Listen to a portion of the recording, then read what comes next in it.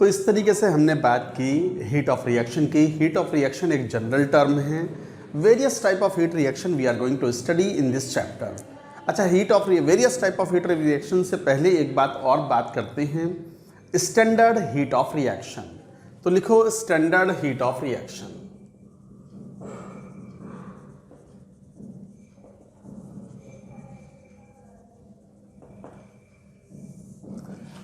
Delta H R naught और delta U R naught. चूंकि मैंने हीट ऑफ रिएक्शन लिखा है तो heat of reaction can be enthalpy change और can be internal energy change. It all depends on constant pressure measurement और constant volume measurement, जैसे मैंने आपको अभी बताया। तो accordingly delta H R naught, delta U R naught, naught लगा दिया, ये naught, delta H R naught, not मतलब जीरो लगा दिया ऊपर, डेल्टा यू आर नॉट, इसका मतलब होता है स्टैंडर्ड। तो स्टैंडर्ड हीट ऑफ रिएक्शन का मतलब when heat of reaction is measured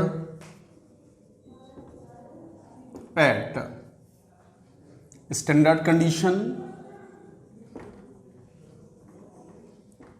of various substance involved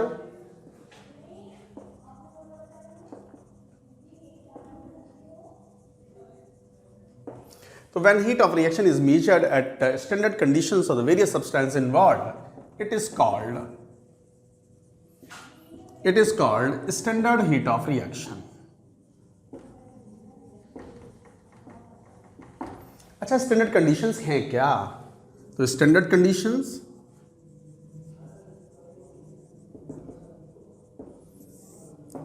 अगर गैसेस हैं तो आइडियल होनी चाहिए at 1 bar pressure. Mind it, 1 atmosphere pressure नहीं, 1 बार प्रेशर। तो गैसेस हैं should be ideal at 1 bar pressure. और यदि सब्सटेंस इन सॉल्यूशन फेज हैं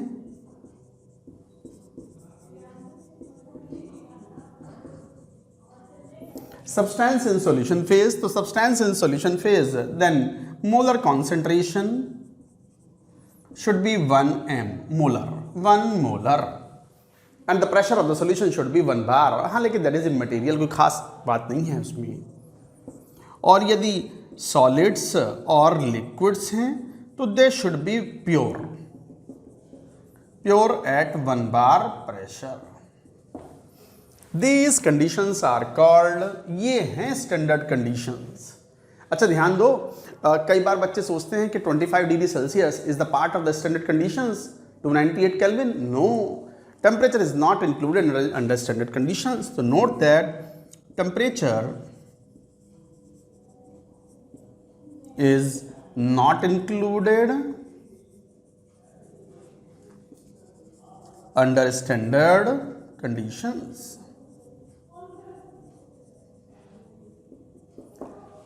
हालांकि most of the data is tabulated, table होती है पीछे, बहुत सारा डेटा, स्टैंडर्ड डेटा दिया हुआ होता है चैप्टर्स में, बुक के पीछे दिया हुआ होता है, एनसीईआरटी में भी दिया हुआ है पीछे की टाइप में कि एंथैल्पी ऑफ फॉर्मेशन ऑफ ये एलिमेंट इतना, ये एलिमेंट इतना, and that data is generally tabulated at 25 degree Celsius. Generally in general thermodynamic data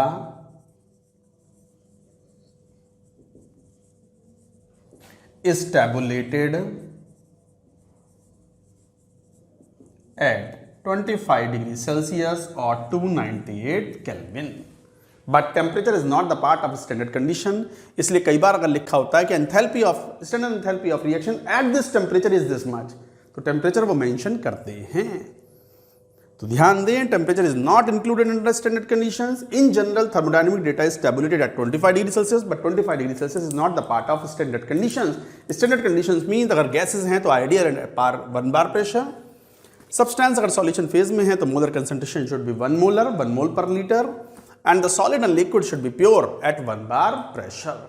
अब आते हैं मेन मुद्दे पर, various types of heat of reaction.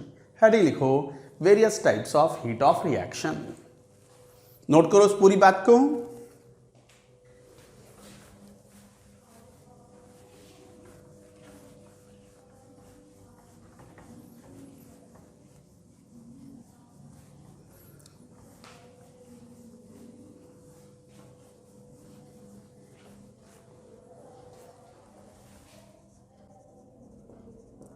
various types of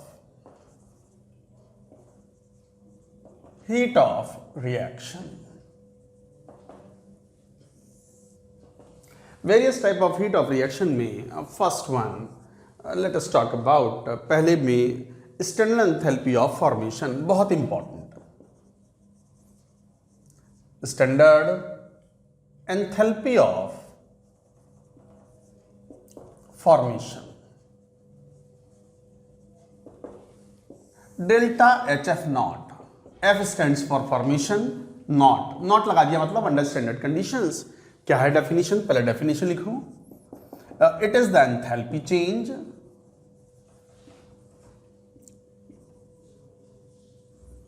when 1 mole of a substance, 1 mole of a substance is formed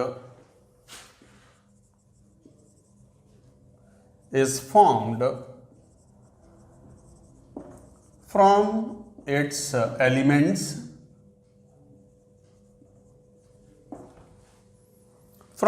elements in their standard state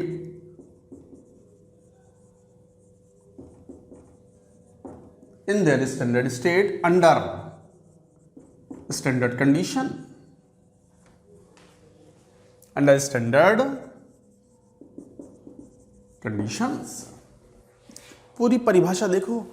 it is the enthalpy change when 1 mole of the substance is formed. Formation की बात कर रहे हैं तो 1 mole substance बनाना है, तो it is the enthalpy change when 1 mole of the substance is formed from its elements से बनाना है और 1 मोल बनाना है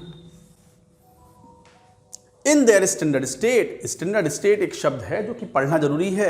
अंडर स्टैंडर्ड कंडीशन तो पता है कि प्रेशर शुड बी 1 बार अगर गैसेस इन्वॉल्व हैं, सॉल्यूशन की कंसंट्रेशन शुड बी 1 मोलर अगर सॉल्यूशन फेज में सब्सटेंस हैं, सॉलिड लिक्विड है तो they should be pure at 1 bar pressure. बाकी ये स्टैंडर्ड स्टेट शब्द क्या है that we have to learn. तो standard state of N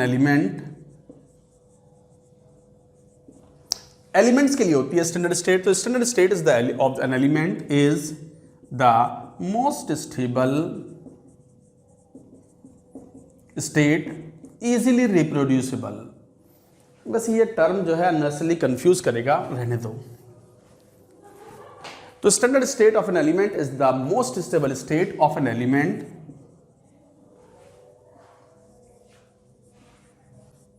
eight a given temperature.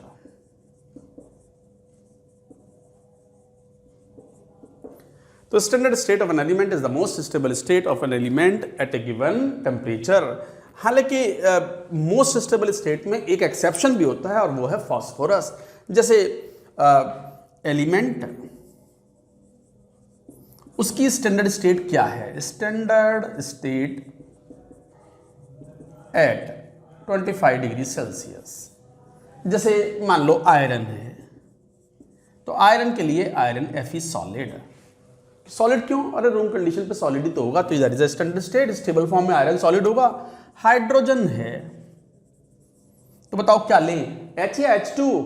Obviously H2. Room condition पर it will be H2 and of course gas solid या liquid. अरे room condition पर hydrogen gas तो gas होती है ना, तो गैस के फॉर्म में. जैसे आयोडीन है, ऑब्वियसली ये I2 होगा बट सॉलिड होगा. अब ब्रोमीन होगा तो क्या होगा? आपको पता है bromine under room condition is liquid, तो ब्रोमीन Br2 के फॉर्म में है और लिक्विड लेना होगा. और यही अगर क्लोरीन लेंगे तो Cl2 गैस, ऑक्सीजन लेंगे तो O2 गैस, एल्यूमिनियम लेंगे तो Al सॉलिड. जैसे कहा ही है रूम कंडीशन पे स्टैंडर्ड स्टेट है. साथ में अब कुछ इंपॉर्टेंट, कार्बन है तो याद रखो कार्बन के बहुत कई सारे एलोट्रोपिक फॉर्म्स होते हैं. डायमंड है, ग्रेफाइट है, फुलरीन्स है, but the thermodynamically most stable state is what? Graphite. तो graphite should be chosen, C graphite. Of course solid ही होगा ये ग्रेफाइट. ये एलोट्रोपिक फॉर्म सॉलिड ही होते हैं, तो this is important, you should remember. Star लगाने की जरूरत नहीं है, स्टार तो हम फॉस्फोरस पे लगाएंगे क्योंकि वो एक्सेप्शन है. और ले लें जैसे sulphur, sulphur is as rhombic. Sulphur के भी दो एलोट्रोपिक फॉर्म्स होते हैं commonly available, rhombic sulphur and monoclinic sulphur depending upon their crystal structure. तो rhombic sulphur is thermodynamically more stable, तो we should choose as standard state of sulphur as एसरोम्बिक।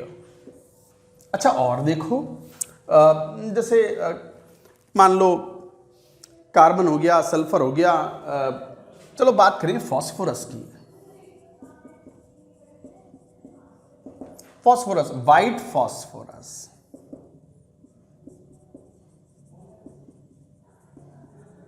जिसे हम P4 भी बोलते हैं, व्हाइट फॉस्फोरस P4 इस, however याद रखें कि व्हाइट फॉस्फोरस यहां स्टार मार्क लगा दें, however note that the white phosphorus is thermodynamically not the most stable allotropic form.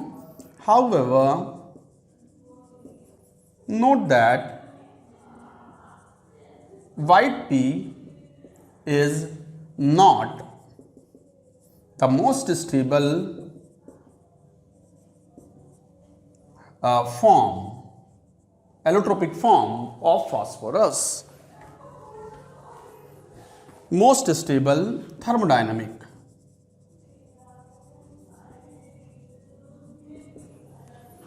Allotropic form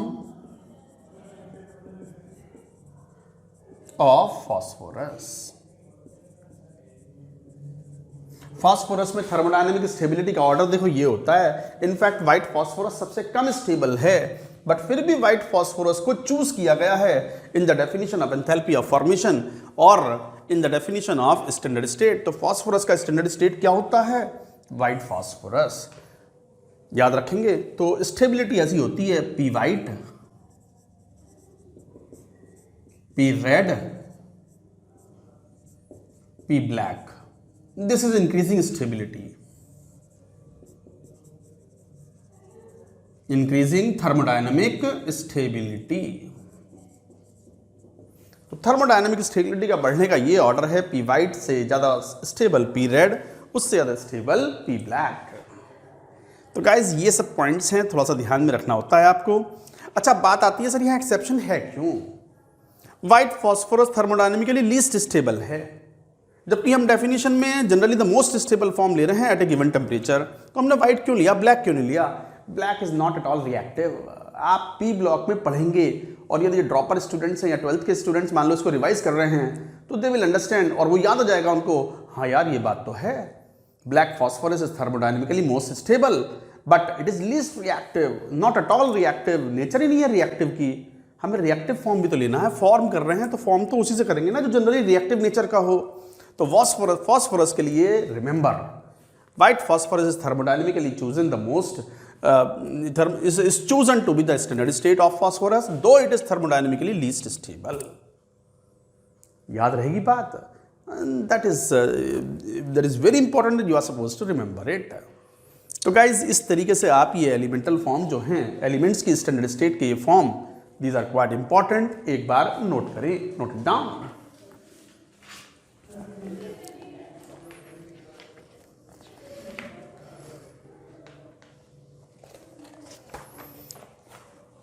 हो गई ये, इसमें टिन और ले लो, टिन वाइट ले लो, टिन और ले लो, यहां पर फॉस्फोरस हो गया, यहां टिन भी ले लो, टिन वाइट। हालांकि टिन की भी दो एलोट्रोपिक फॉर्म्स होती हैं, white tin and grey tin. Grey tin जो है वो एक डायमंड लाइक स्ट्रक्चर होती है। Generally white tin is chosen as the standard state of tin for 25 degree Celsius. अच्छा डेफिनेशन पे आओ वापस, पहले ये हटाएंगे, एक बार नोट करो पूरी बात, note it down.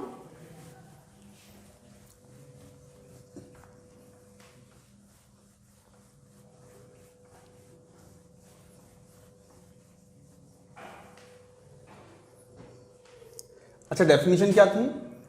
It is the enthalpy change when 1 mole of the compound और substance is formed from its elements in the standard state. जैसे इसे बोलेंगे हम, मान लो जैसे HCl बना रहे हैं तो H2 यहां ले लो, H2 plus Cl2 2HCl gas. क्या मैं इस एंथैल्पी ऑफ रिएक्शन को standard enthalpy of formation of HCl बोल सकता हूं? नहीं बोल सकता। बताओ क्यों नहीं बोल सकता? सर ठीक तो है, एलिमेंट से बना रहे हैं। अरे 2 मोल बना दिया आपने, जबकि डेफिनेशन क्या थी? It is the enthalpy change for the formation of 1 mole of the substance. 1 mole substance बनाना है from its elements in the standard state. तो इसका मतलब क्या लेना होगा? Half H2 plus half Cl2 gas HCl gas. Now you can say standard enthalpy of reaction is equal to standard enthalpy of formation of HCl. Even ये भी नहीं चलेगा, H plus Cl minus gas HCl gas. No, standard enthalpy of reaction is not equal to standard enthalpy of formation of HCl. No, it is not. क्यों नहीं? बताओ क्यों नहीं?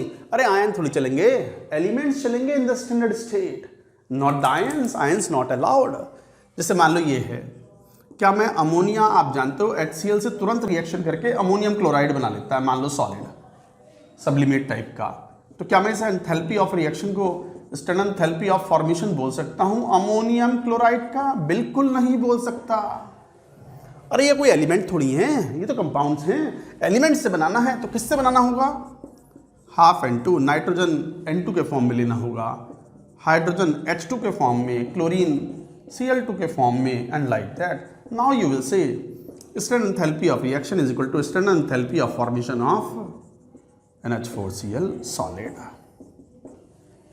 अब कह पाओगे आप इस बात को? अब कह पाओगे इस बात को? सबसे इंपॉर्टेंट एंथैल्पी है ये वेरियस टाइप ऑफ एंथैल्पीज में standard enthalpy of formation. 1 mole substance बनाना है, किससे बनाना है? एलिमेंट से बनाना है in their standard state at a given temperature. So like that you will have to define the standard. अब मान लो जैसे फॉर्मेशन की बात करें, जैसे NaCl का फॉर्मेशन करना है सॉलिड, किससे करोगे? किससे करोगे? हाँ, किससे? एलिमेंट से सोडियम, तो सोडियम तो रूम कंडीशन पे सॉलिड होगा ना। किससे? क्लोरीन से, क्लोरीन तो Cl2 होता है ना, तो हाफ Cl2 लेना पड़ेगा। Now you will say enthalpy of reaction is equal to standard enthalpy of formation of NaCl।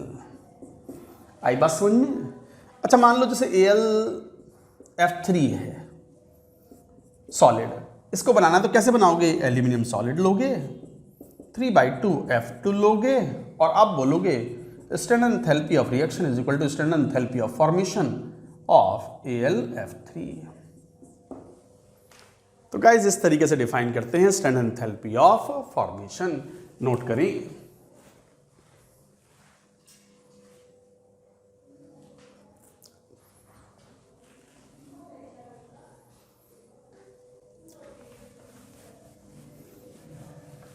अब एक बहुत बहुत इंपॉर्टेंट पॉइंट, जो भी एलिमेंट्स हैं in their standard state at a given temperature, सभी का standard enthalpy of formation is assigned 0 value.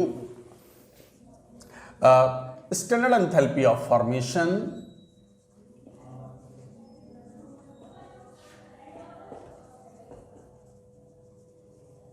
कौन?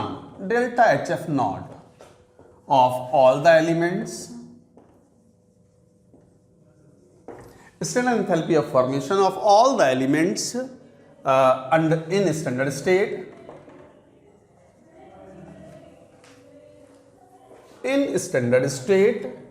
is assigned 0 value। सभी एलिमेंट्स को स्टैंडर्ड स्टेट में सबसे स्टेबल स्टेट माना गया है और उनका स्टैंडर्ड एंथैल्पी ऑफ फॉर्मेशन क्या असाइन कर दिया गया है? 0। इसका मतलब, कहने का मतलब क्या है? Standard enthalpy of formation of Cl2 gas is 0. Standard enthalpy of formation of Br2 gas, no, it will not be equal to 0. क्यों? ब्रोमीन तो लिक्विड लेते हैं ना, तो फिर किसका 0 होगा? Delta HF naught of bromine liquid will be equal to 0। Of course ये सब कितने पर हैं? At 25 degree Celsius. जैसे standard enthalpy of formation of C diamond, no this is not equal to 0, बल्कि कौन 0 होगा? ग्रेफाइट 0 होगा। तो standard enthalpy of formation of C graphite will be equal to 0। ऐसे ही standard enthalpy of formation of S monoclinic, no this is not equal to 0, बल्कि कौन 0 है? आपने तो याद किया हुआ है कि सल्फर का कौन सा एलोट्रोपिक फॉर्म लेना है थर्मोडायनेमिकली मोर स्टेबल फॉर्म में, सल्फर रोम्बिक। तो रोम्बिक सल्फर के लिए this will be equal to 0। तो गाइस इस तरीके से बात है। तो यहाँ delta H F naught of phosphorus white is chosen as a standard state of the phosphorus, so it should be equal to 0, but red and black phosphorus के लिए standard enthalpy of formation will not be equal to 0। तो ये बड़ा important point है। Similarly standard enthalpy of formation of O2 gas will be equal to 0। यहीं पे एक important point भी आएगा, क्या एलिमेंट्स के, तो सभी एलिमेंट्स के स्टैंडर्ड स्टेट में अगर हैं तो standard enthalpy of formation is assigned 0 value. Calculation के लिए ये लेना है आपको, इसके बगैर क्वेश्चन सॉल्व नहीं होंगे। आयंस में एक आयन को भी रेफर किया गया है H plus aqueous. Standard state में H प्लस एक्वस का standard enthalpy of formation is also assigned 0 value. Very important, remember करें, याद करें। Delta H F naught of H plus aqueous is also assigned 0 value. जैसे क्या कह सकते हो, standard enthalpy of formation of H plus aqueous is equal to 0। अच्छा, इसका H प्लस का एक्वस का मतलब कंसंट्रेशन क्या हो गई 1m, नॉट लगा दिया तो कंसंट्रेशन क्या हो गई सॉल्यूशन फेज में 1 मोलर, 1 मोल पर लीटर। तो ये भी याद रखना है, this is a very important point. Standard enthalpy of formation of H plus aqueous is assigned 0 value. Note करें ये सब बातें। हेलो स्टूडेंट्स, चलिए अब कंटिन्यू करेंगे आगे। देखो हमने बात की एंथैल्पी ऑफ फॉर्मेशन की। एंथैल्पी ऑफ फॉर्मेशन या स्टैंडर्ड एंथैल्पी ऑफ फॉर्मेशन के एप्लीकेशंस बड़े इंपॉर्टेंट हैं। लिखो applications.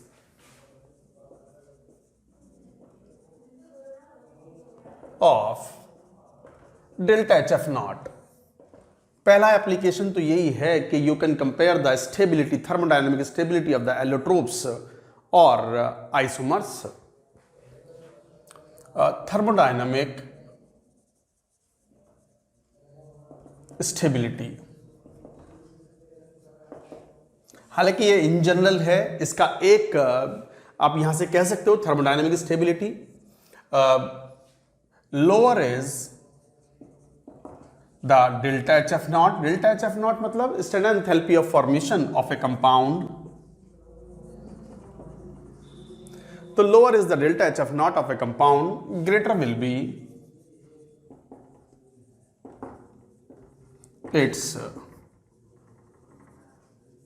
Thermodynamic stability.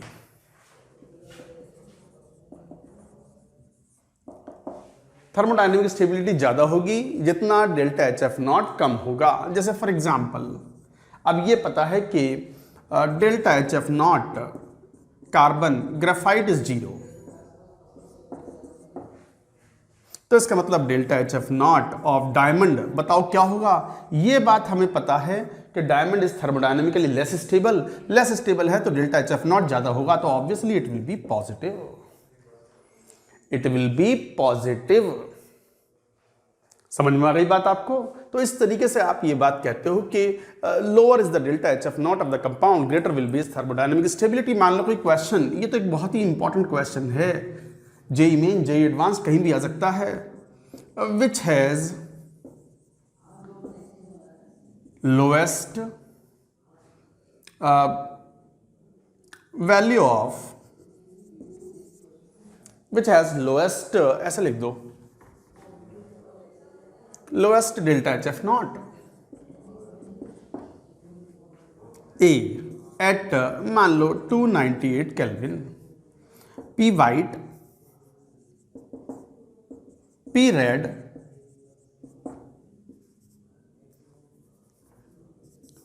P black and मान लो ग्रेफाइट। चलो ग्रेफाइट भी ले लिया।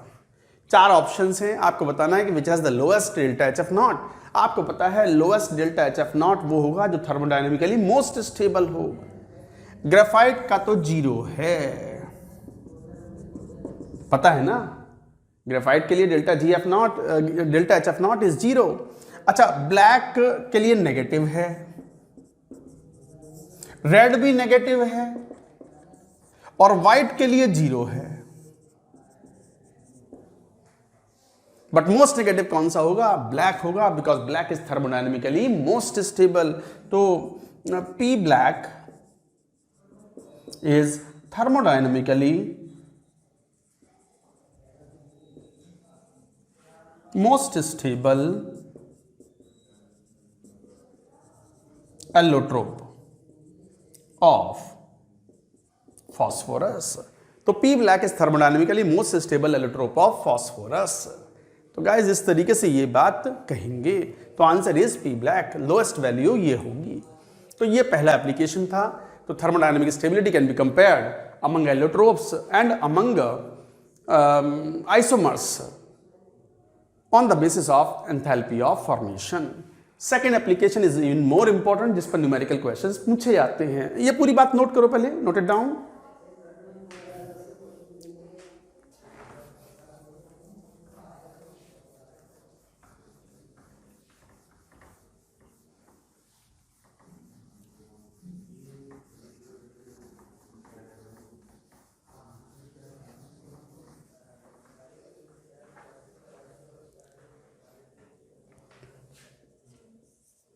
Second, to calculate enthalpy of a reaction. Enthalpy of reaction. किसी रिएक्शन का enthalpy of reaction delta HR we can calculate with the help of standard enthalpy of formation for a reaction.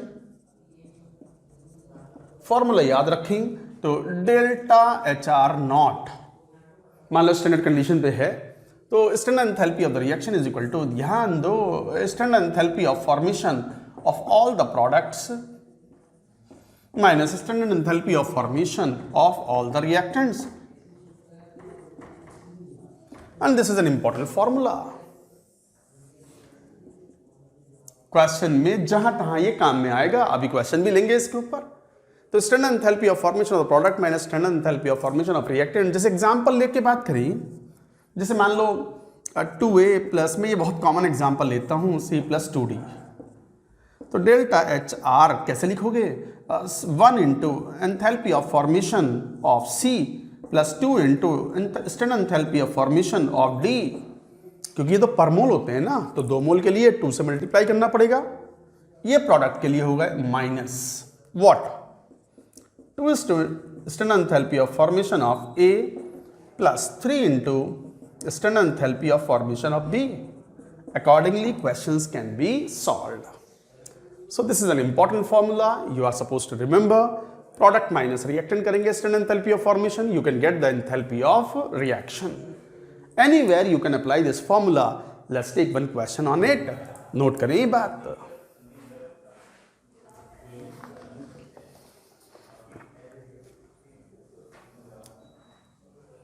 Noted?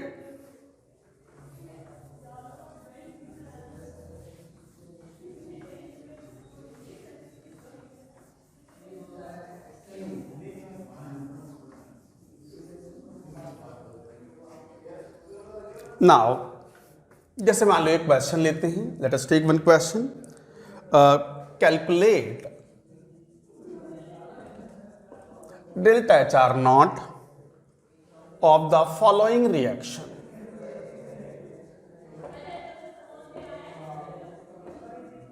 Following reaction, क्या reaction?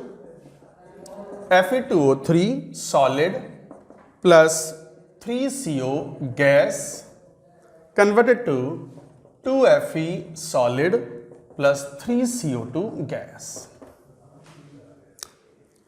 क्या given है? Given standard enthalpy of formation of कौन? Fe2O3 solid is equal to minus 822, CO is minus 110, CO2 minus 393 kilo joule per mole. ये data दिया हुआ है, करो question को सॉल्व। एकदम आसान क्वेश्चन है, solve it. Easy question, formula based, do it. Screen pause करो, क्वेश्चन को सॉल्व करो, आंसर बतलाओ।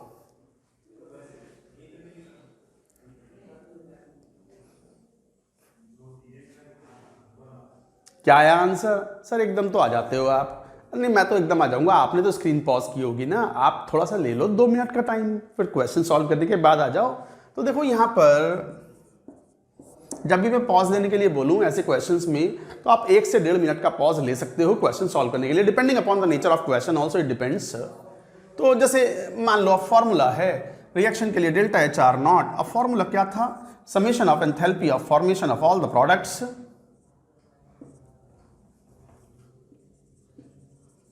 minus summation of enthalpy of formation of all the reactants. What are the products? 2 into 0. क्यों 0 भैया, क्यों 0?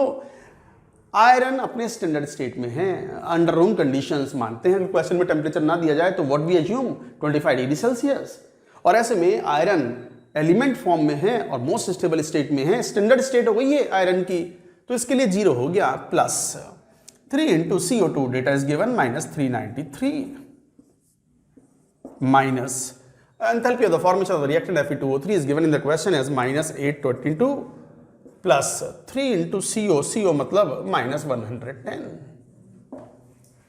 जरा सॉल्व करना तो 3 9 9 के 27 2 9 2 11 माइनस 1179 प्लस 822 माइनस 330 कितना हो गया ये? जरा एक बार माइनस माइनस प्लस हो गया ये, और ये माइनस, हाँ 2 तो ये 0 हो गया। 3 इंटू माइनस 393, और यहाँ से अगर ये वैल्यू देखें तो ये कितना हो गया? माइनस माइनस, ये भी प्लस ही है, दिस इज ऑल्सो प्लस। तो सॉल्व करोगे तो माइनस 1179 प्लस 2 5 1152 माइनस, तो ये हो गया माइनस 27 आ गया, यही हुआ ना? हाँ,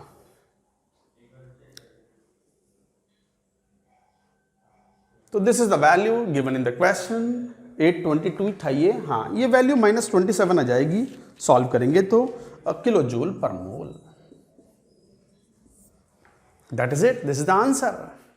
तो गाइज इस तरीके से standard enthalpy of formation of the products minus standard enthalpy of formation of the reactants करके क्वेश्चन को सॉल्व कर सकते हो। इसी में एक बड़ा इंपॉर्टेंट पॉइंट बताता हूं, एज ए नोट करके लिखो। पहले ये वाली पूरी बात नोट करो, नोट इट डाउन।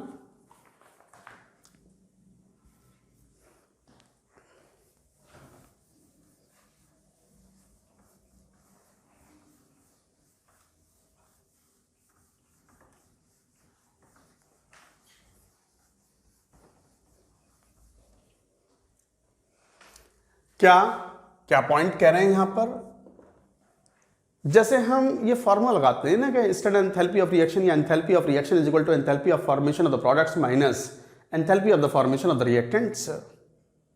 जैसे हम ये अप्लाई करते हैं, बिल्कुल सिमिलर तरीके से आप गिब्स फंक्शन पर भी अप्लाई कर सकते हो for a chemical reaction. delta G of the reaction is equal to summation of delta GF naught of products minus summation of delta GF naught of reactants। बिल्कुल similar formula you can apply. Gibbs energy of the formation of the product minus Gibbs energy of the formation of the reactant, बिल्कुल similar formula. और साथ में ये पहला point था। जैसे example की बात करें, मान लो वही 2a plus 3b converted to 4c plus 2d, मान लो ऐसे बोल दिया कुछ, चलो चेंज कर दिया स्टाइकोमेट्री। तो ऐसे में डेल्टा GR0 इसके लिए अगर कैलकुलेट करना हो तो क्या बोलोगे? 4 into delta G of the formation of C plus 2 into delta GF0 of D minus 2 into delta G formation of A plus 3 into delta G of formation of कौन? B। बिल्कुल सिमिलर तरीके से question को solve कर सकते हो। और दूसरा पॉइंट, जैसे आपने कहा था ना कि under standard state standard enthalpy of formation of all the elements are assigned zero value, similarly under standard state गिव्स energy of the formation of all the elements are assigned zero value. तो under standard state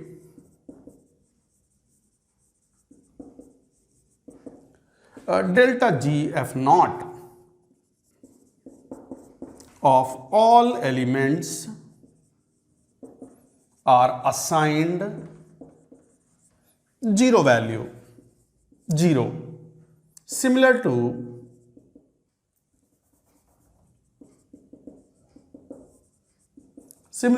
delta H F naught। तो ध्यान दो, under standard state delta G F naught for all the elements are assigned zero similar to the delta H F naught. जैसे क्या, delta H F naught of carbon graphite क्या लेते हो आप, zero. तो similarly delta G F naught of carbon graphite क्या लोगे, zero.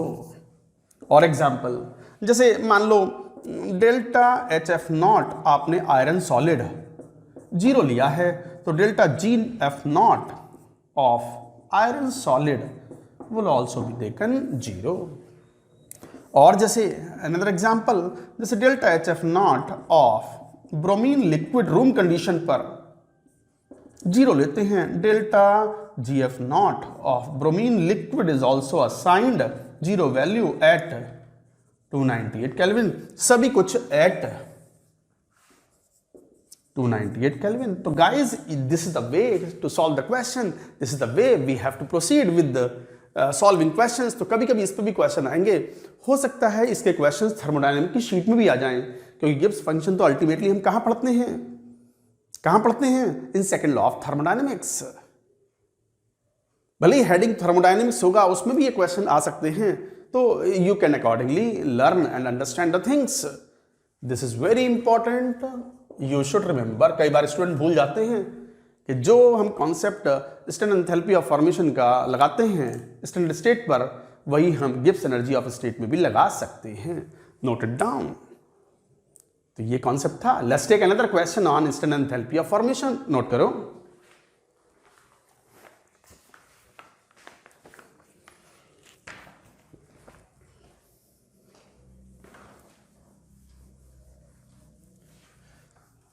मैं फिर बता रहा हूं बच्चों, ध्यान दो इस बात को।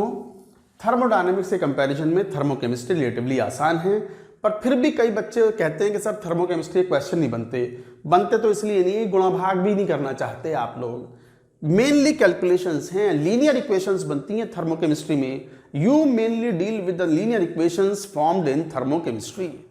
अभी आप बॉन्ड एनर्जी वाले क्वेश्चन सॉल्व करोगे तो you will realise ultimately you are solving वो 7th 8th क्लास में जो हम लीनियर इक्वेशंस पढ़ते थे, दो वेरिएबल्स वाली, 3x + 2y = 5, 5x + 2 - 2y = 20। तो बताओ x और y कितना।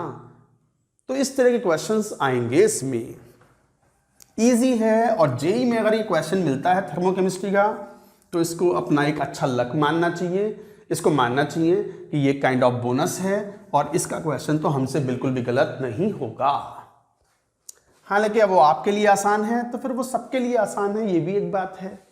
तो पेपर टफ आता है या इजी आता है, रिलेटिव परफॉर्मेंस है जेई के एग्जाम में, तो कोई खास फर्क पड़ता नहीं है। बस फर्क इस बात से पड़ता है कि भाई आपकी पसंद के, आपके स्ट्रेंथ जहाँ है उसके क्वेश्चन ज़्यादा आ गए तो बस आपको फ़ायदा हो जाएगा। और जिसकी स्ट्रेंथ सभी चैप्टर्स में है, सभी सब्जेक्ट में है, पीसीएम में है, उन्हें तो कुछ भी दे दो, सटासट निपटाते हैं वो। तो खैर, अब ये तो सब चीज़ें आपकी प्रैक्टिस से, मेहनत से, आपके डेडिकेशन से, परसिवरेंस से आती हैं। Now take another question. Calculate delta H F not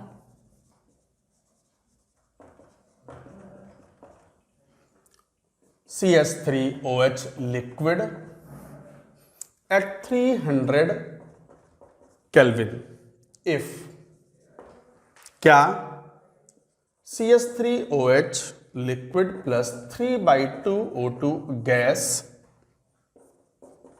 CO2 gas plus 2H2O liquid. इसके लिए एंथैल्पी ऑफ रिएक्शन दिया हुआ है delta H naught for this reaction is -715 kilo joule per mole. ये क्वेश्चन में दिया हुआ है। क्या और दिया हुआ है? C solid graphite, C graphite plus O2 combustion दिया हुआ है, CO2 gas. Delta H naught for this reaction is given as -393 kilo joule per mole. H2 plus half O2 H2O liquid. Delta H naught दिया हुआ है question में -285 kilo joule per मोल। बच्चों ये सवाल है आपके सामने। अगेन न्यूमेरिकल चैप्टर आता है तो मैं बीच बीच में बोलता हूं, स्क्रीन को पॉज करो, क्वेश्चन आपके सामने है, क्या फाइंड आउट करना है वो दिया है, क्या डेटा क्वेश्चन में वैल्यू में दी हुई है वो भी दिया हुआ है। स्क्रीन पॉज करो 1 मिनट के लिए। 1 मिनट तो चलता है इन क्वेश्चंस में, 1 मिनट के बाद आना, मैं 5 सेकंड में आ जाऊंगा।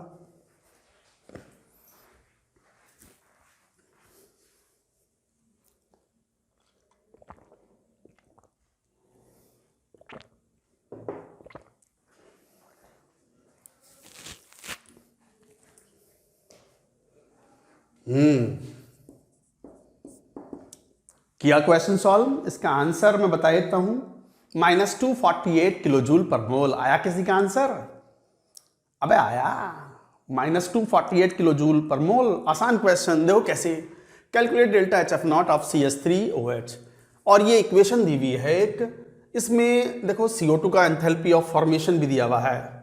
फॉर्मेशन ही तो है, CO2 फॉर्म करोगे तो ग्रेफाइट से करोगे ना, H2O फॉर्म करोगे तो H2 और O2 से करोगे ना। तो एक तरीके से ये फॉर्मेशन ही है CO2 का, ये एंथैल्पी ऑफ फॉर्मेशन ही है H2O का।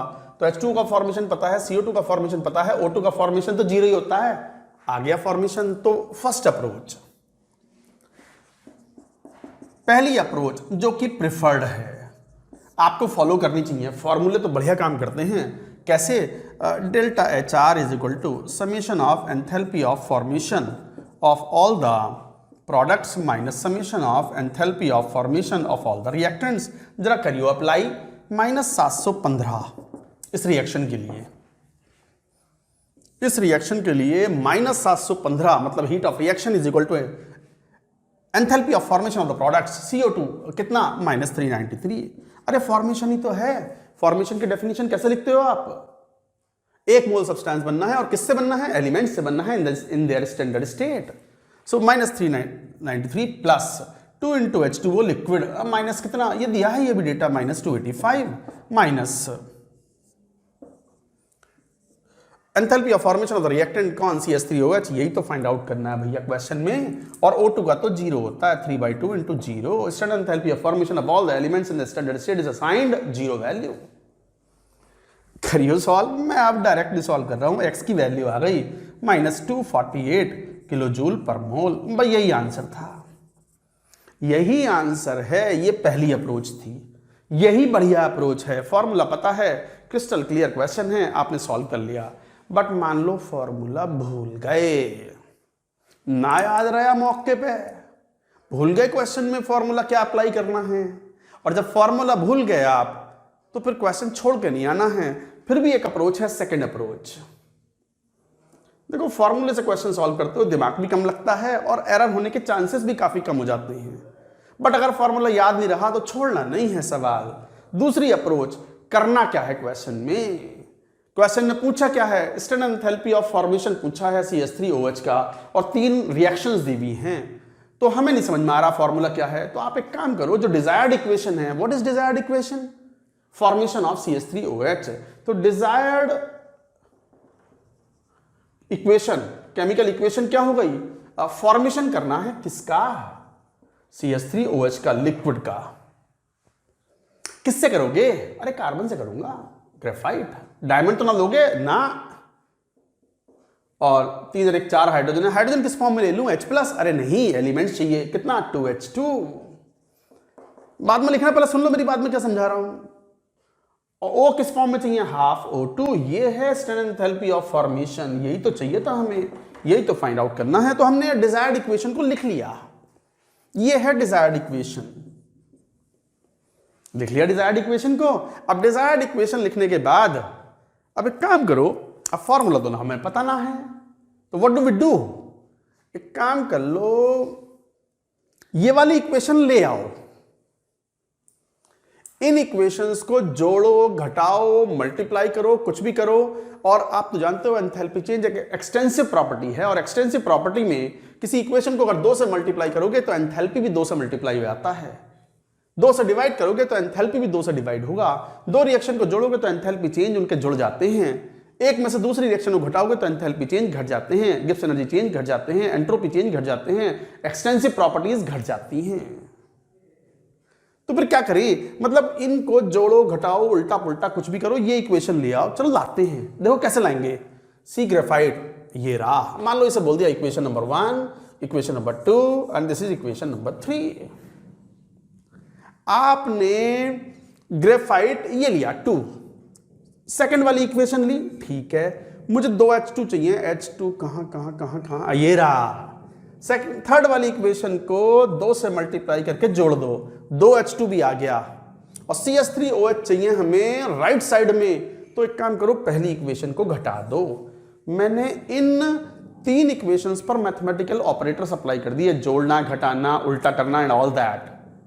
अकॉर्डिंगली जो काम रिएक्शंस पे किया है वही काम हम डेल्टा H पे भी करेंगे। किसी भी रास्ते से आओ, रिएक्टेंट से प्रोडक्ट पे enthalpy change would be same. Hess law, कौन सा नियम? Hess law, HESS apostrophe S, Hess law. So this is called Hess law. तो अकॉर्डिंगली हेस लॉ के हिसाब से क्या होगा यहां पर, हेस लॉ का मतलब यह है कि अगर 2 रिएक्शन को जोड़ा है तो एंथैल्पी चेंज उनके जोड़ दो, एक पहली में से दूसरे घटाना है तो एंथैल्पी चेंज, जो मैथमेटिकल ऑपरेशंस आपने रिएक्शंस पे किए हैं वही डेल्टा H पे कर दो, डेल्टा G पे कर दो, डेल्टा S पे कर दो, that is called Hess law. Hess law ये बोलता है कि रिएक्टेंट्स को प्रोडक्ट में एक पाथ से जाएं या दूसरे पाथ में जाएं, enthalpy change would remain same. मैं छोटा सा आर्टिकल लिखवा भी दूंगा हेस लॉ पे। हेस लॉ बहुत आसान सी चीज है, मतलब जो मैथमेटिकल ऑपरेशन आप रिएक्शन में परफॉर्म करा रहे हो वही उनकी एक्सटेंसिव प्रॉपर्टीज पर भी परफॉर्म करा सकते हो। तो 2 जोड़ा तो उनकी एंथैल्पी भी जोड़ दो, तो overall enthalpy of the formation of CH3OH अगर देखोगे तो कितना आ जाएगा। क्या करा आपने, सेकंड वाले का डेटा ले लो, -393 प्लस 2 इंटू थर्ड वाले का डेटा ले लो, -285 माइनस पहली इक्वेशन को घटाया था तभी तो ये इक्वेशन बनी और O2 भी बैलेंस हो गया, तो -715। ध्यान से देखो तो ये और ये इक्वेशन सिमिलर ही तो हैं। चलो मैं सॉल्व कर ही लेता हूँ। -393 प्लस -2 10 8 16 और 1 17 और 2 4 5 570 प्लस 715, ये हो गया 3 7 और 9 16, 5 और 3 8 और 1 9 -913 और 715 -248 किलो जूल पर। आ गया ना आंसर, आ गया ना आंसर, वही आंसर यहां था, वही आंसर ये है। ये क्वेश्चन तो एक आसान सवाल है but approach is important. Formula apply करो, बेस्ट है, यही बेस्ट है, बट फॉर्मूला भूल गए, रिवीजन ना करा, जैसे कि अक्सर ना करते हो। फॉर्मूला भूल गए तो फिर गिवन इक्वेशंस को जोड़ो, घटाओ, उल्टा करो, कुछ भी करो, अप्लाई हेस लॉ, तो this is Hess law. Hess law of constant heat summation बोलते हैं इसको, Hess law of constant heat summation. Accordingly you have to apply and accordingly you can solve. तो नोट करो ये सब बात, note it down, note it down.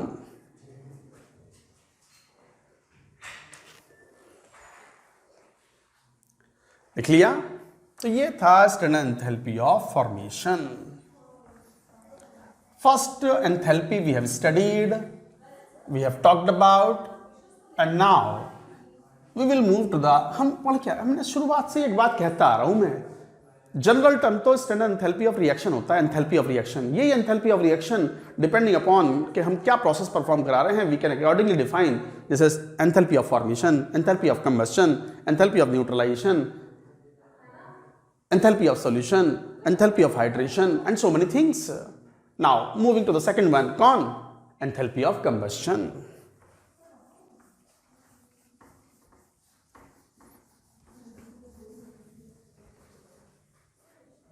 लिखो second enthalpy, enthalpy of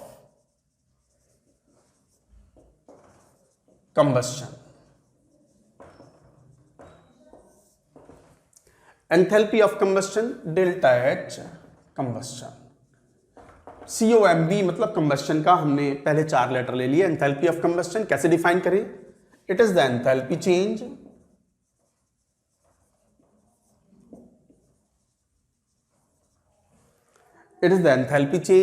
when 1 mole of a fuel substance is completely burnt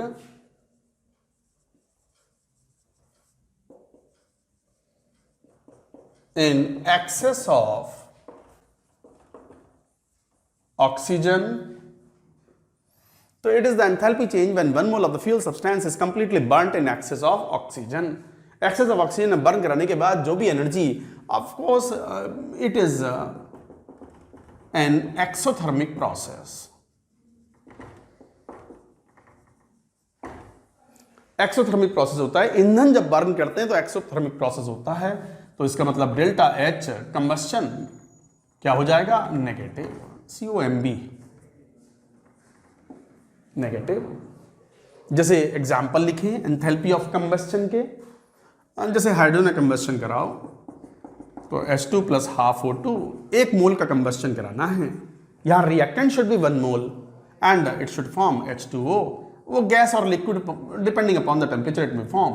तो delta H reaction is equal to enthalpy of combustion of कौन? H2 gas, of course at 298 kelvin. अगर temperature 298 kelvin ना हो और यही combustion reaction का data हम मान लो 100 डिग्री सेल्सियस 100 डिग्री सेल्सियस से ज़्यादा लें तो फिर ये गैस के फॉर्म में ऑब्टेन होगा। तो ऑब्वियसली डेटा हम मोस्टली 25 डिग्री सेल्सियस पर टैबुलेट करते हैं, तो वहाँ ये वैल्यू आ जाएगी। और एग्जाम्पल जैसे एल्यूमिनियम है, कंबस्शन कराओ Al2O3 बना दो, मान लो 2 ले लो, यहाँ 3/2, ये Al2O3 हो गया सॉलिड गैस। तो क्या इस समय एंथैल्पी ऑफ रिएक्शन को एंथैल्पी ऑफ कंबस्शन बोल दूं एल्यूमिनियम का? अरे नहीं भैया नहीं। क्यों नहीं? 2 मोल हो गए तो हमें तो 1 मोल के लिए डिफाइन करना है। ऊपर देखो ना definition, 1 mole of the fuel substance. So what do we do? Aluminium solid plus 3/4। पूरी इक्वेशन को 2 से डिवाइड करो। पूरी इक्वेशन को 2 से डिवाइड करोगे तो एंथैल्पी भी 2 से डिवाइड हो जाएगी। 3/4 O2 हाफ Al2O3। तो enthalpy of reaction now will be equal to what? Enthalpy of combustion of aluminium solid. Hydrocarbonic combustion कराते हैं, जैसे CH4 का कंबस्शन है प्लस O2 गैस, मान लो ये गैस रूम कंडीशन पे गैस के फॉर्म में होता है, तो form CO2 plus H2O। 25 degree Celsius कर रहे हैं तो H2O किस फॉर्म में बनाना है? लिक्विड में। तो 2 यहाँ 2 से मल्टीप्लाई करा, 2 और 2 4, 2 हो गई रिएक्शन बैलेंस। तो enthalpy of reaction now you can say that enthalpy of combustion of CH4। So like that you will define. और एग्जाम्पल लेंगे जैसे, अच्छा एलिमेंट्स के लिए याद रखना है कि ऐसे लेना है सल्फर सॉलिड। वैसे सल्फर एस के फॉर्म में नहीं होता, रूम कंडीशन पर एसेट होता है, रोम्बिक सल्फर। रोम्बिक या monoclinic both have the formula asset. तो बट एस लेना है, ये है enthalpy of combustion SO2 gas. And you will say enthalpy of reaction is equal to enthalpy of combustion of sulfur solid.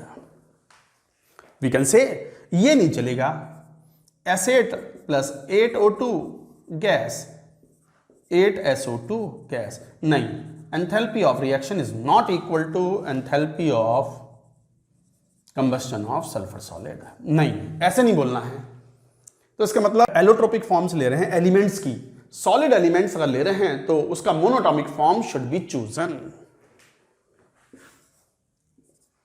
For solid elements.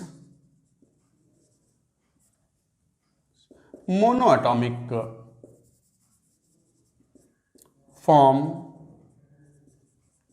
should be taken as 1 mole for combustion। तो solid elements हैं तो फिर sulphur लेना है तो P low आप, या फिर 1/4 इसको ऐसे भी लिख सकते हो, ये तो नहीं था बट ये तो कह ही सकते हो ना कि 1/4 1/8 ऐसे 8, तो सल्फर लेना है तो बस ऐसे ले, एसिड ना ले, P4 ना ले, समझ गए बात को।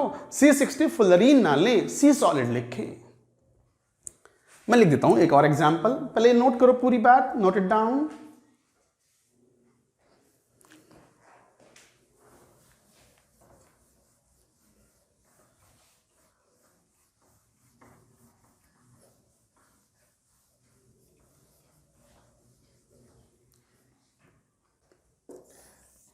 आपको P4 नहीं लेना है, मान लो 10/2, 10 है ना तो 5।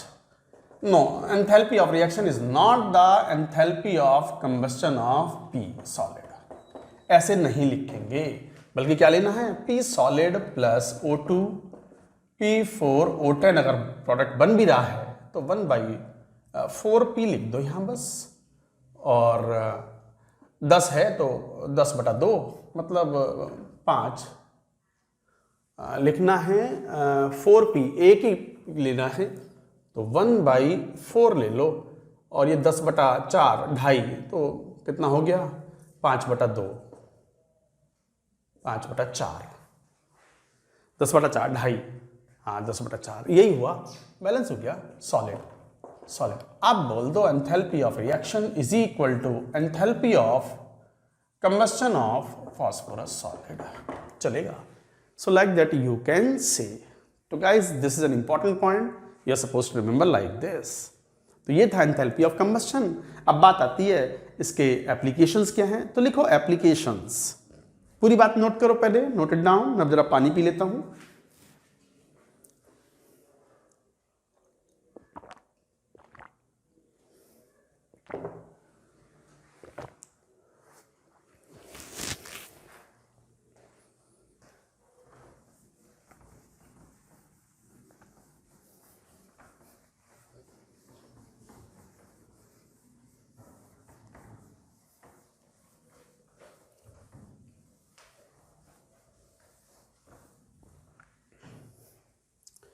Applications of enthalpy of combustion. पहला, to calculate delta HR heat of reaction.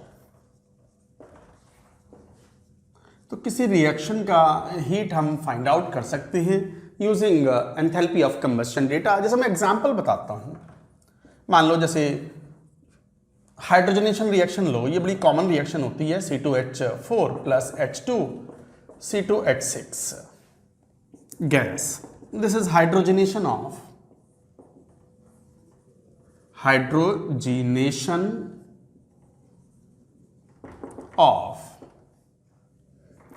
C2H4 and exothermic process.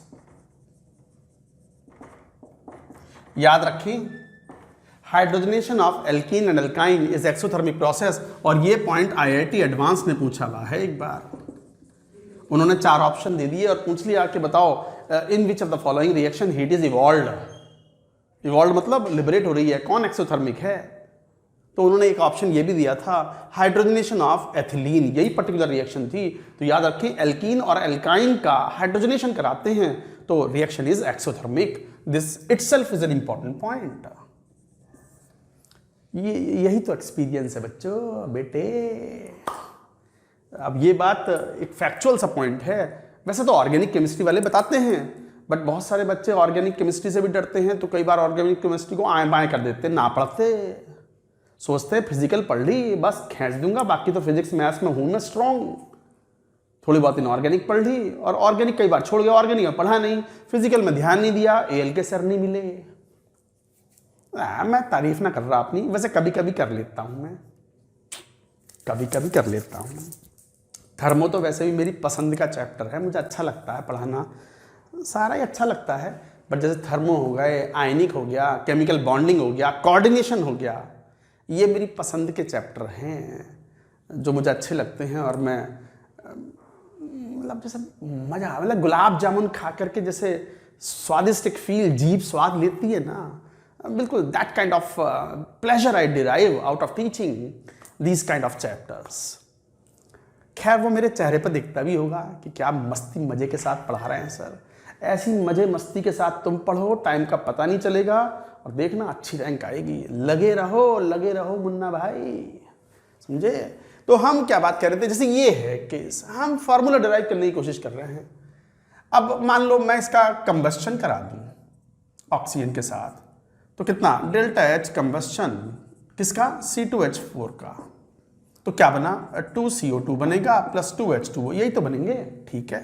अगर रूम कंडीशन ले रहा हूं 25 डिग्री सेल्सियस, तो H2O को मुझे लिक्विड लेना पड़ता है, मैं समझा चुका हूं।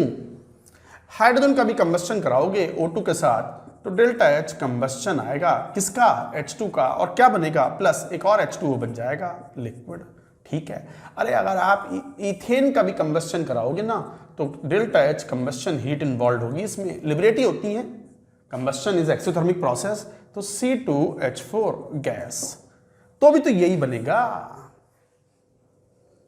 ध्यान दो, ये रिएक्टेंट थे, ये प्रोडक्ट थे, यहां से यहां, मान लो यहां से यहां पहुंच रहे हैं, यहां से यहां, फॉर एग्जांपल एक रास्ता ये और दूसरा रास्ता ये से बोलते हैं born-Haber cycle.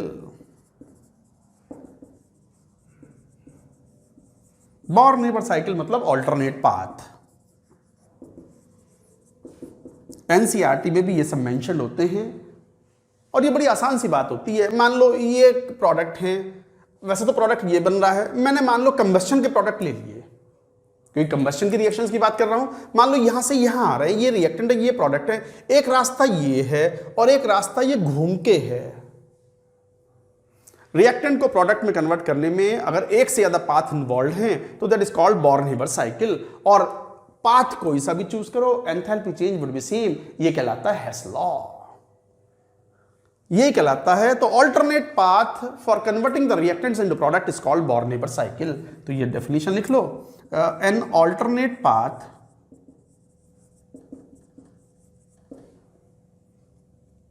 That converts reactants into products is called Born-Haber cycle। तो एक Born-Haber cycle हो गया, एक alternate path जो है that converts the same reactants to the same products is called Born-Haber cycle। और Hess law क्या है, whatever be the path chosen,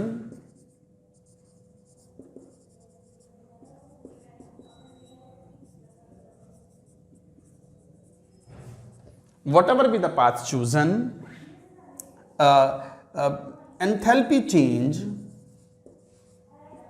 हालांकि एंथैल्पी चेंज ही नहीं, internal energy change, enthalpy change, entropy change, Gibbs energy change, तो whatever be the path chosen, enthalpy change in both the path are equal। यही है Hess law. Hess law, हेस बहुत सारे ऐसे हैं, हेस law. तो whatever be the path chosen, enthalpy change in both the paths are equal for the same reactants to same products।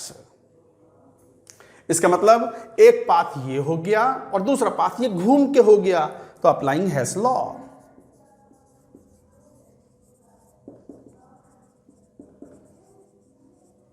लगाइए जरा हेस law, तो क्या बोलोगे, इस वाले पाथ में एंथैल्पी चेंज कौन से पड़े भैया रास्ते में, एंथैल्पी ऑफ कंबस्शन ऑफ कौन, C2H4 plus enthalpy of combustion of कौन, H2 इज इक्वल टू, जरा उधर ही हो, यहां से यहां कन्वर्ट कराना है, तो कौन सी एंथैल्पी इन्वॉल्व हुई, डेल्टा H। मान लो ये रिएक्शन बोल दिया है, तो हाइड्रोजनेशन डेल्टा HR, तो यहां से यहां तक ये डेल्टा HR ही तो है इस रिएक्शन का एंथैल्पी चेंज, तो डेल्टा HR जो कि फाइंड आउट करना था, प्लस और कौन, एंथैल्पी ऑफ कंबस्शन ऑफ, अरे कौन, C2H4। आ गया यो, निकालिए जरा। तो enthalpy of reaction is equal to, ये कौन है, ये तो रिएक्टेंट्स हैं, तो summation of enthalpy of combustion of reactants minus summation of enthalpy of combustion of products. Yes guys, this is the formula.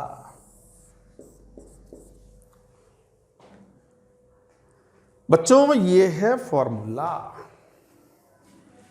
तो enthalpy of the reaction is equal to delta H combustion of reactants minus delta H combustion of product. Sir reactant minus product, हाँ भैया reactant minus product, सावधान हो जाना। इससे पहले जो आपने एंथैल्पी ऑफ फॉर्मेशन पढ़ा था उसमें प्रोडक्ट माइनस रिएक्टेंट होता है, और यहां क्या है, reactant minus product. Mind it, reactant minus product. तो enthalpy of the combustion of all the reactants minus enthalpy of combustion of all the products is equal to enthalpy of reaction. This is an important formula, remember, और remember के साथ correctly remember. Reactant minus product है, ऐसा दो ही जगह होगा thermochemistry में जहां पर एंथैल्पी ऑफ रिएक्शन को आप लिखोगे रिएक्टेंट माइनस प्रोडक्ट की प्रॉपर्टीज के टर्म्स में। रिएक्टेंट में से प्रोडक्ट घटाओगे, एक तो बॉन्ड एनर्जी में और दूसरा एंथैल्पी ऑफ कंबस्शन में। सो this is the formula for solving questions. मैंने डिराइव भी कर दिया फॉर्मूला, और आपने साथ ही साथ ये भी पढ़ लिया कि what is Born Haber cycle and what is Hess law. Making an alternate path is Born-Haber cycle. Whatever the path is chosen to convert the reactants into products, enthalpy change would be same, Gibbs energy change would be same, entropy change would be same, any state function change would be same, is called Hess law. Guys, note करें, we shall take question on it.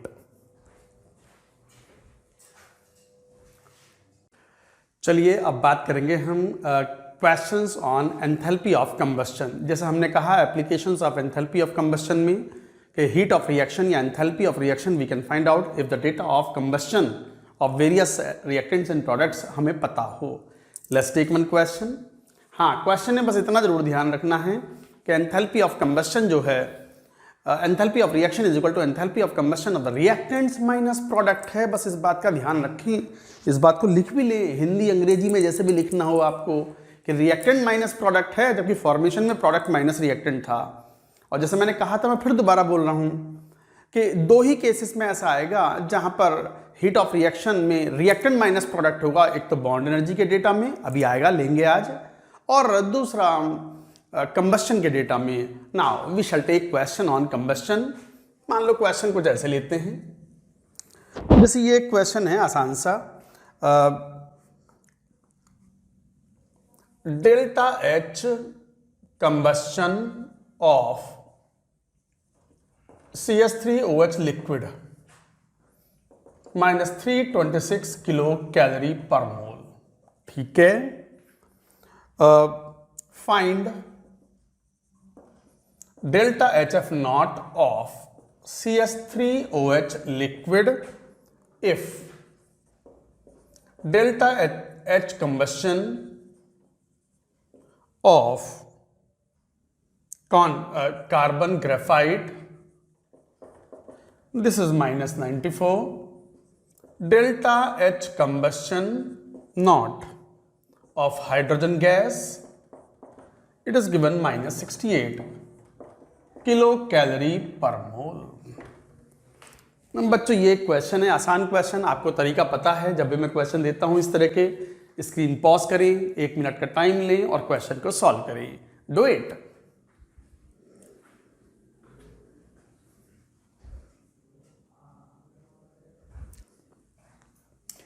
चलो देखो इस question में, अब यहां पर हमें चाहिए enthalpy of formation of CH3OH। तो फॉर्मेशन की इक्वेशन तो लिख लो एक बार।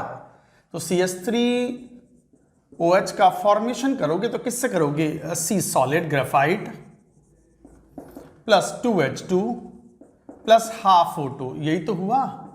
और इसका एंथैल्पी ऑफ फॉर्मेशन हमें फाइंड आउट करना है।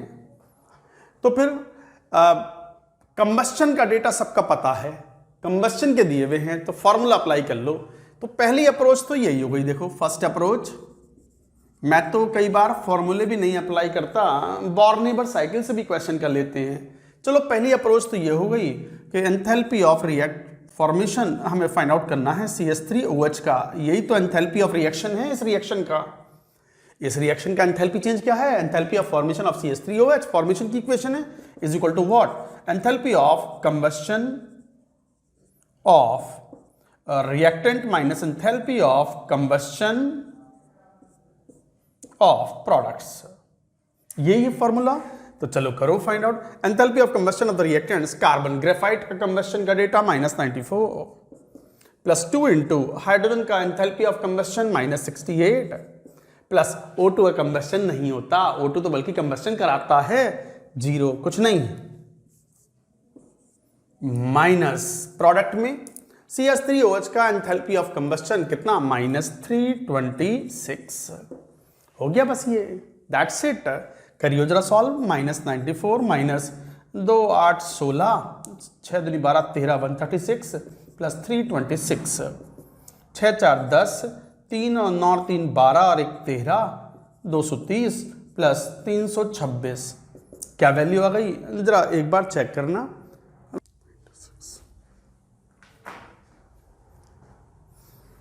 तो ये वैल्यू आ गई -96 kilo calorie per mole. That's it, यही आंसर है। देखो एक तरीका तो ये हुआ फॉर्मूला अप्लाई करके, एक और तरीका है सेकंड अप्रोच।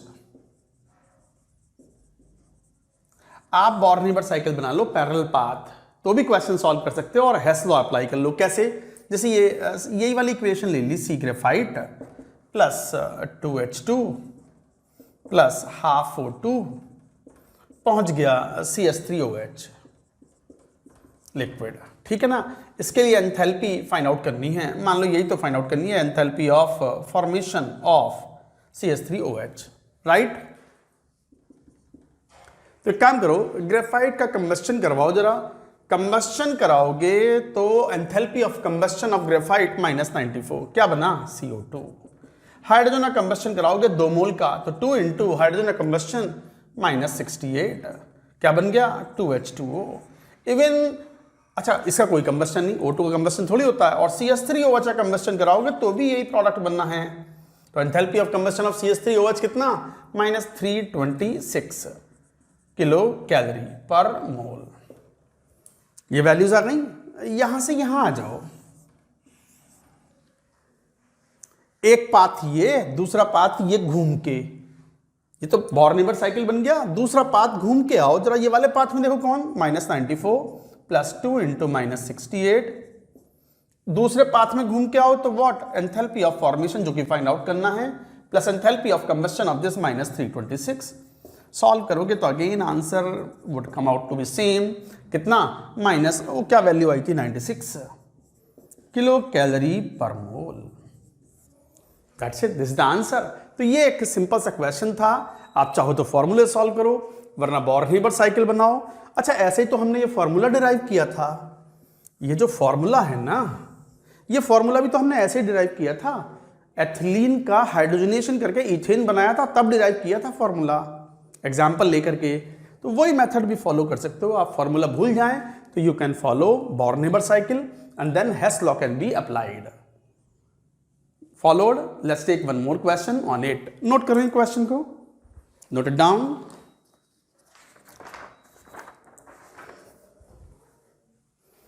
हटा दूं मैं ये, ठीक है।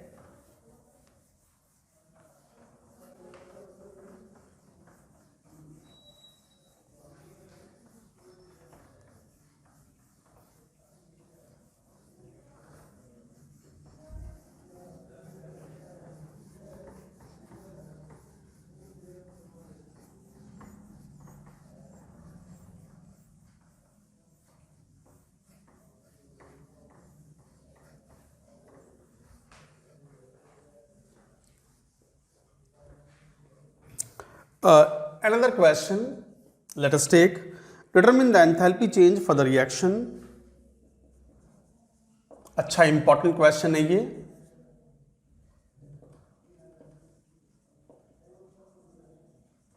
enthalpy change for the reaction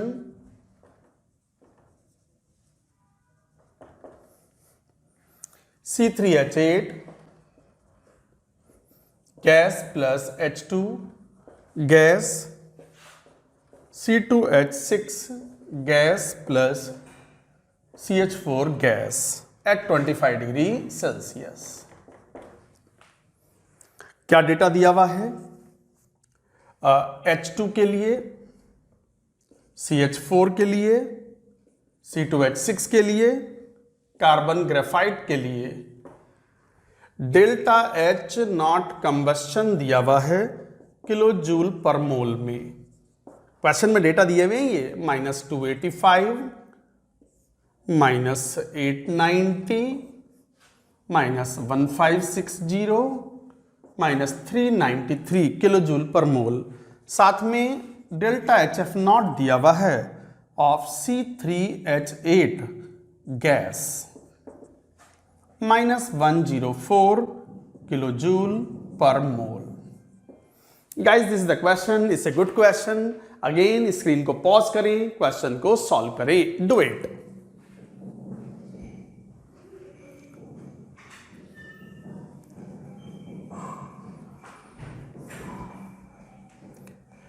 अब देखो इस सवाल को, अच्छा क्वेश्चन है। क्या कह रहे हैं क्वेश्चन में? आपको इस रिएक्शन का एंथैल्पी चेंज फाइंड आउट करना है। तो ठीक है, कंबस्शन का डेटा पता है, H2 का पता है, CH4 का पता है, C2H6 का पता है, ग्रेफाइट का कहाँ चाहिए, और फॉर्मेशन का डेटा दिया हुआ है CH3 C3H8 का, इसका नहीं मालूम। तो अटकोगे आप। चलो लिखो तो सही, C3H8 plus H2 converted to C2H6 plus CH4, इसका enthalpy of reaction find out करना है हमें, and that is equal to the enthalpy of the combustion of the products reactants minus enthalpy of combustion of products reactants।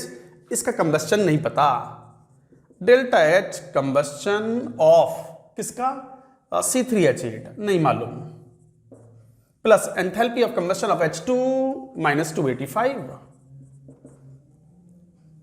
Minus enthalpy of combustion of C2H6 minus 1560 plus enthalpy of combustion of the CH4 minus 890। यहां से enthalpy of reaction आ जाता, but फंस गए। क्यों? enthalpy of combustion of the CH3H8 is not given in the question। अब इसे कैसे find out करें? तो एक काम करो, इस वाले डेटा को यूज करो, enthalpy of formation of C3H8। तो C3H8 का फॉर्मेशन तो कराओ जरा फॉर्मेशन। तो किससे कराओगी? 3 carbon graphite plus 4H2 gas, और इसका फॉर्मेशन का डेटा 104 दिया हुआ है। वापस फॉर्मूला लगा लो। इस रिएक्शन के लिए क्या बोलोगे? ये enthalpy of formation, heat of reaction ही तो है इस रिएक्शन का, and that is equal to the enthalpy of the combustion of the reactants. तो रिएक्टेंट्स में 3 into graphite combustion -393 plus 4 into hydrogen combustion का data -285 minus enthalpy of combustion of C3H8 जो कि फाइंड आउट करना था, enthalpy of combustion of C3H8। यहां से enthalpy of combustion of the C3H8 we can calculate. Put this value कहां? यहां। Put this value here, और तब यहां से आंसर निकल के आएगा। Enthalpy of the desired reaction जो क्वेश्चन में दी हुई थी, इसकी वैल्यू आ जाएगी, मैं आपको आंसर बता देता हूं डायरेक्टली, -50 किलो जूल पर मोल। तो आपने दोनों ही केस में कौन सा फॉर्मूला लगाया है? Enthalpy of the reaction is equal to enthalpy of the combustion of the reactants minus products. यहां भी enthalpy of the reaction is equal to enthalpy of combustion of reactants minus products. यहां से 2 equation बनी। Accordingly enthalpy of desired reaction comes out to be -50। It's a very good question, आसान but good question. JEE में ऐसा नहीं है कि बहुत मुश्किल सवाल आते हैं एडवांस्ड में, आसान भी आते हैं, but the only thing is आपकी प्रैक्टिस बढ़िया होनी चाहिए। जब भी तो बोलते हैं डीपीपी और शीट तो without fail you should do. अगर आप केवल थ्योरी पढ़ करके सोच रहे हो कि IIT जेई क्वालिफाई हो जाएगा, भूल जाओ, कभी नहीं होगा। नोट करें, तो ये था सेकंड एंथैल्पी ऑफ कंबस्शन। चलिए अब छोटी छोटी 2-3 डेफिनेशन आएंगी, that we will take, note it down.